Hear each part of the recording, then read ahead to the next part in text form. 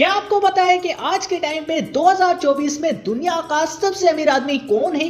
नहीं ना, तो आओ बताता हूँ आज आपको दुनिया के 10 अमीर तरीन आदमी। नंबर 10 पे आता है स्टीव बेलमर, जिसकी नेटवर्थ है $122 बिलियन। नंबर 9 पे आता है बिल गेट्स, जिसकी नेटवर्थ है $129 बिलियन। नंबर 8 पे आता है सर्जरी ब्रिन, जिसकी नेटवर्थ है $130 बिलियन। नंबर 7 पे आता है वॉरेन बफेट, जिसकी नेटवर्थ है $135 बिलियन।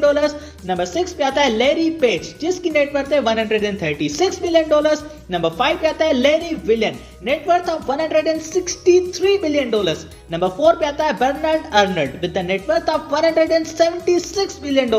नंबर 3 पे आता है Mark Zuckerberg with the net worth of $180 billion. Number 2 पे आता है Jeff Bezos with the net worth of $187 billion. Number 1 पे आता है Elon Musk with the net worth of $220 billion.